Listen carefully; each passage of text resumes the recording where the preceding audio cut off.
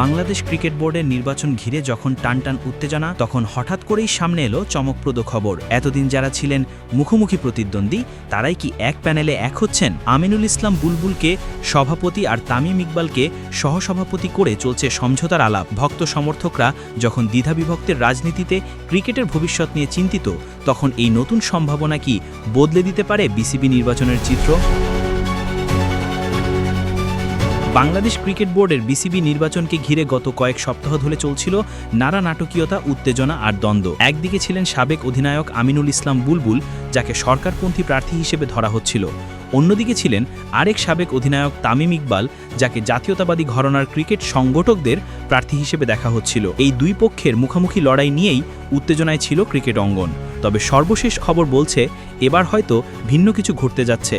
আজ শুক্রবার বিকেলে নির্বাচন কমিশন 15টি ক্লাবকে কাঙ্ক্ষিত কাউন্সিলরশিপ দিয়েছে, জানিয়ে শুরু হয়েছিল বড়সড় আলোচনা। প্রথমে দুদকের অবজারভেশনের কারণে এদের কাউন্সিলরশিপ আটকে গিয়েছিল। তামিম ইকবাল এই নিয়ে জোরালো বক্তব্যও রেখেছিলেন। তবে শেষ পর্যন্ত নির্বাচন কমিশন সিদ্ধান্ত পরিবর্তন করে সেই 15 ক্লাবকে কাউন্সিলরশিপ প্রদান করেছে। এই ঘোষণার পরপরই নির্বাচনের সমীকরণে বড় পরিবর্তন আসলো। তবে আরও বড় খবর হলো, বিসিবি নির্বাচনকে ঘিরে চলা উত্তেজনা কমানোর জন্য এখন নাকি সমঝোতার উদ্যোগ চলছে। একাধিক নির্ভরযোগ্য সূত্র জানিয়েছে, বুলবুল ও তামিমের দুই পক্ষ এক হয়ে যাওয়ার সম্ভাবনা তৈরি হয়েছে। আলোচনায় আছে বুলবুল সভাপতি আর তামিম সহসভাপতি হবেন। প্রশ্ন জাগতে পারে, এত প্রতিদ্বন্দ্বিতার পর হঠাৎ এই সমঝোতার কারণ কি? খোঁজ নিয়ে জানা গেছে, বিসিবি নির্বাচনের 3টি ক্যাটাগরির মধ্যে জেলা ও বিভাগীয় ক্রীড়া সংস্থা থেকে আসা ভোট প্রায় নিশ্চিত বুলবুলের পক্ষেই যাবে। এতে করে সভাপতি হওয়ার ক্ষেত্রে বুলবুলের সম্ভাবনা অনেক বেশি।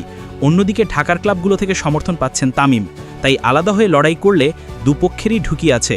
এ কারণেই সমঝোতার পথে হাঁটার আলোচনা শুরু হয়েছে। সরকার পক্ষ নাকি তামিমের কাছ থেকে ঢাকার ক্লাব কোটায় 2 থেকে 3 পরিচালক চাইছে। ফারুক আহমেদ কিংবা মেজর অবসরপ্রাপ্ত ইমরোজকে ক্লাব কোটায় সমঝোতার মাধ্যমে জেতানোর প্রস্তাবও এসেছে। বিনিময়ে তামিমকে সহসভাপতি করার সম্ভাবনা উত্থাপিত হয়েছে।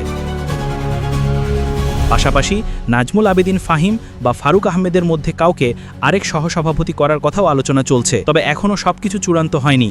দুই পক্ষের মধ্যে সমঝোতা প্রক্রিয়াধীন। যদি সেটা হয়ে যায়, তাহলে বিসিবি নির্বাচন নিয়ে যে উত্তেজনা ছড়িয়েছিল তা অনেকটাই প্রশমিত হবে। এক প্যানেল থেকে নির্বাচন হলে বিরোধ, বিভাজন বা অনিশ্চয়তার জায়গাগুলো অনেকটা কমে আসবে। এখন সবার নজর একটাই প্রশ্নে, শেষ পর্যন্ত কি সত্যি এক প্যানেলে আসবেন বুলবুল আর তামিম? যদি তাই হয়, তবে বিসিবির আগামী নেতৃত্বে বড় পরিবর্তনের সাক্ষী হতে যাচ্ছে বাংলাদেশ ক্রিকেট।